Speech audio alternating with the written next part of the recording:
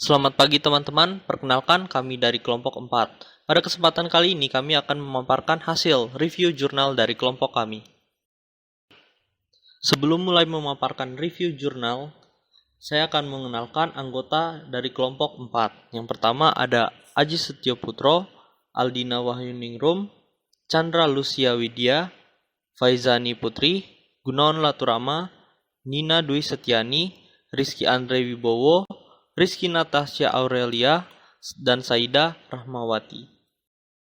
Judul jurnal kromatografi cair atau metode fluoresensi untuk residu emamektin B1A dan desmetilamino emamektin B1A dalam jaringan lobster yang diambil dari Journal of AOAC International yang ditulis oleh Ronald Tauber, Niall Gillan, Louis C. Roche, Roy Greenhalgh dengan volume 89 nomor 6 tahun 2006.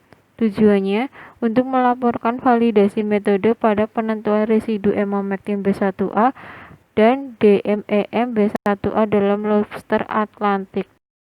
Metode pada penelitian ini yaitu yang pertama pembuatan standar. Larutan standar primer emamektin benzoat dan metabolitnya dibuat secara terpisah sebagai basa bebas B1A dengan mempertimbangkan kemurnian berat persen B1A. Derivatisasi standar EMB1A dan DMAEMB1A disiapkan dengan menambahkan jumlah yang diinginkan ke dalam tabung ukur 5 ml yang diikuti oleh ETOAC 0,5 ml. Volume ini disesuaikan dengan 2,5 ml dengan MECN sesuai kebutuhan. Setelah pencampuran menyeluruh, standar diderivatisasi dengan anhidrida N-metil midazoat trifluoroasetat dengan MECN kering. Solusi kalibrasi disiapkan dan diderivatisasi lagi untuk masing-masing sampel yang diperkaya. Kemudian sampel kontrol. 7 lobster hidup diperoleh secara lokal dan eutanasia dengan pembekuan. Jaringan ekor dan cakar digabungkan dan dihomogenisasi untuk memberikan 4 kelompok sampel kontrol jaringan, yaitu A, C, AB, dan CD, yang disimpan dalam keadaan beku. Kemudian sampel dikomposit pada 2 sampel yang terakhir. Yang selanjutnya yaitu ekstraksi. Sampel jaringan lobster homogen beku dicairkan dan sampel 10 kurang lebih 0,1 gram ditimbang ke dalam tabung sentrifug teflon 45 ml diikuti oleh pasir 2 gram dan amonium asetat 1% dalam MEOH sebanyak 25 ml. Campuran dikocok selama 30 menit, disonikasi selama 15 menit dan akhirnya disentrifugasi menggunakan CA 2400 rpm sampai lapisan dipisahkan CA selama 10 menit. Supernatan dipindahkan ke labu bulat bawah ukuran 250 ml dan residu diekstraksi kembali agen anti busa sebanyak 3 tetes. Sampel kontrol dijalankan dengan setiap set analitis. Beberapa gangguan terdeteksi pada 1 dari 4 kontrol jaringan, dengan waktu retensi di dekat orang-orang dari puncak DMAEM-B1A setara dengan 0,091 dan 0,098 Ng/G dan puncak EM-B1A setara dengan 0,042 hingga 0,33 Ng/G.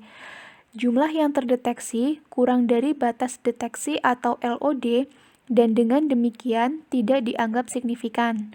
Akurasi. Jaringan lobster diperkaya dengan EM-B1A dan DMAEM-B1A pada level 0,5, 5, 10, 25, dan 50 Ng/G. Pemulihan rata-rata keseluruhan kurang lebih standar deviasi dan nilai-nilai RSD untuk EM-B1A adalah 96,7 plus minus 12,4%. RSD sama dengan 12,8% dengan nilai N sebesar 25, dan untuk DMAEM B1A mereka adalah 83,6 plus minus 12,1% RSD sama dengan 14,5% dengan nilai N sebesar 25. Linearitas. 5 standar kalibrasi dijalankan dengan setiap set analitis yang mencakup rentang 0,75 hingga 10,0 dan 3,0 hingga 15,0 mikrogram per mililiter.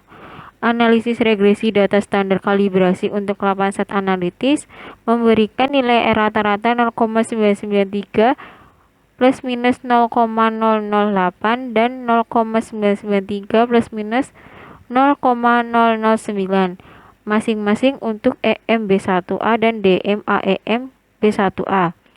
Kisaran linear juga diperluas untuk mencakup 0,75 hingga 125 mikrogram per mililiter dan menunjukkan nilai R 0,996 untuk EM-B1A dan DMAEM-B1A.